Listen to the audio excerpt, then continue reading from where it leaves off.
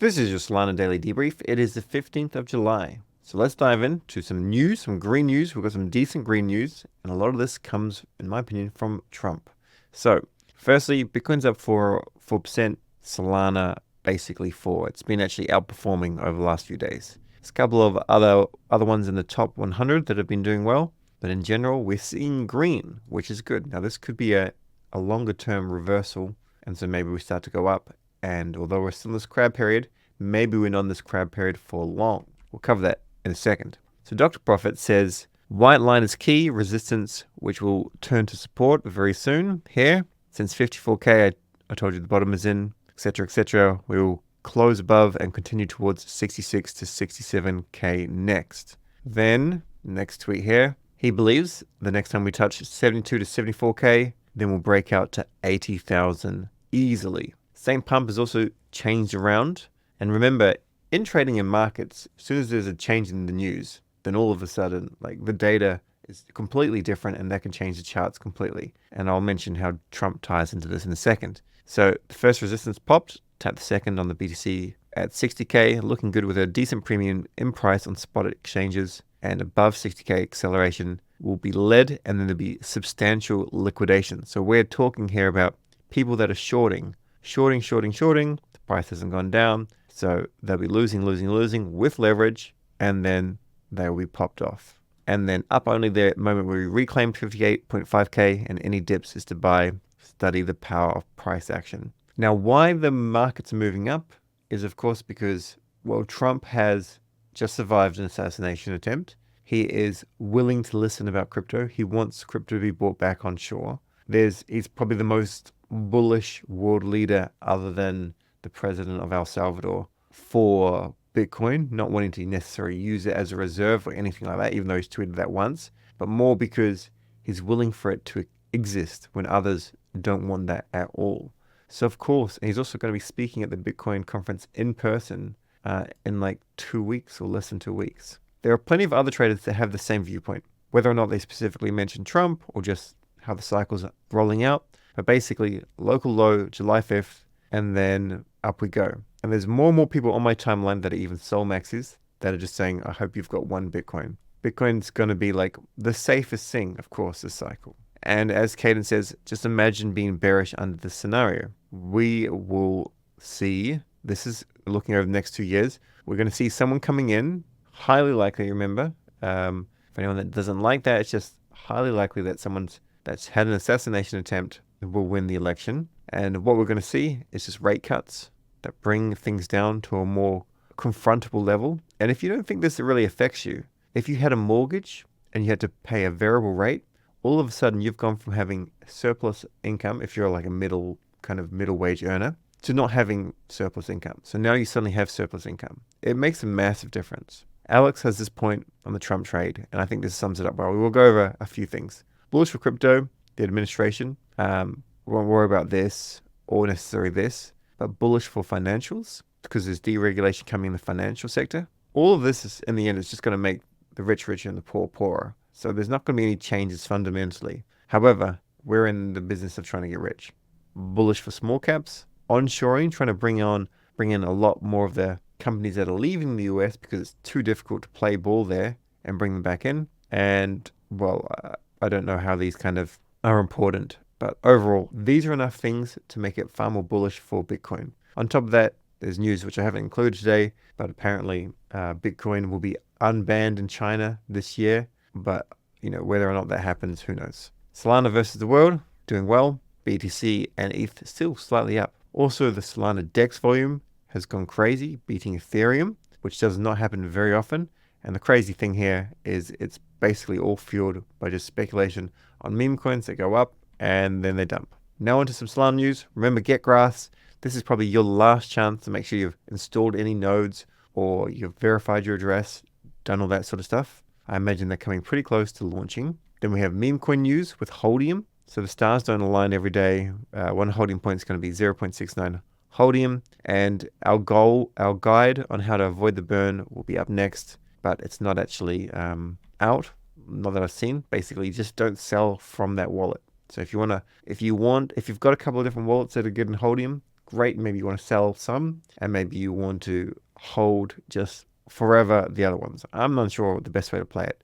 There's definitely going to be some decent kind of sell pressure early on though, because not everyone wants to hold, but I think it's going to be worth it. They've done a recalibration for big wallets, and basically just the top 25 wallets have been impacted. This is a token at the moment, so we'll have a look and see what it crashes to once the airdrop's done. And then from there, I think it'll be a bit of a build up. I have a little bit of a liquidity position in this token. It's at 11 million. I think I got in around here, so hopefully I've just been printing some fees. Now let's talk about the Send coin. So the Send coin launched yesterday, and it hasn't done terribly well at all. I don't actually know really why the narrative is good. Like, I know Blinks are amazing, but I don't understand why the Send token would be something that's going to be amazing. But I don't want to fade it because the NFTs went crazy. So the airdrop hasn't happened yet, just so you're aware. But I don't know if you go and buy an NFT, will you get an airdrop? So I'm not going to be buying any NFTs. Now they set up the Alpha Vault, which was great. And they had a cap of 999 Sol, which filled up way past that. It went to 720,000 Sol. But then if you put in, 1 Sol or whatever, you got such a minimal amount of Blink tokens that, of course, really wasn't worth it. But that's fine. Also, I would expect them to put more in there, but I guess I didn't think it was going to be this crazy. I've also heard that Mad Lads, maybe other projects, got a pre-sale on this token. So I didn't know that was happening. I don't know how much they got. I didn't hear that it was happening. It just kind of happened in the background, I believe. But I haven't checked that, but that's what I can see in my timeline. So basically this is concluded, and now you can go and click and withdraw any unused Sol. There's a referral, like media referrals for Send, but I don't quite understand how this works or how this is really, really worthwhile. But some people have done very, very well. Like, it's going to take you there to the pool, and then you buy there, but people just go to Jup anyway. Now, there were some problems, which meant that yesterday when I tried to add liquidity, it was rubbish. It was an experience. I think there were too many people using it. Jup was showing like swapping 2 Sol, $280 would give me like $2.18. So the pricing was all off, which was really, really bad. I grabbed some with Photon to try and snipe. All I did was snipe the top, so that didn't work out well. And then I added some liquidity positions, but they just didn't even fire, and none of it was in any way decent. Now this here, it rocketed up, and then it came on down. So even though there was 100 million Sol ready to be deployed, for whatever reason, the market cap did not bounce up. It's at 14 million right now, and I don't know, I have a small position in this. I wanted to put in 1,000. I did put in actually over 1,000, but I don't think it's going to print. We'll pull up Meteor and we'll check it in a second. The actual NFTs, of course, have gone down considerably. Once again, I'm just not sure if you buy one now, do you get the airdrop still? I would imagine so, because they haven't announced any kind of cutoff time, but just keeping that in mind. Now, if we do go to Meteor, I want to see how they were doing with the actual DLMMs, or maybe even the dynamic pools, because there's a decent amount of liquidity there. So this is one of the problems when you go with a token that has a lot of liquidity and you put in a little bit, it's not necessarily going to print. However, maybe it has printed. So this here, so obviously when you put in Sol and you put in Send, you can withdraw the Send, but the Sol that's put in there, the liquidity pool is going to own the vast majority, like in this case, 95%. So 95% of the fees are going there. So if you've gone and put in a little bit, and I did with another wallet, then you're not actually going to be walking away with anything really, really juicy. Nevertheless, you can see that it's earned basically 100%. So people that jumped into this pool could have done well. So these are the positions. I put into this pool yesterday,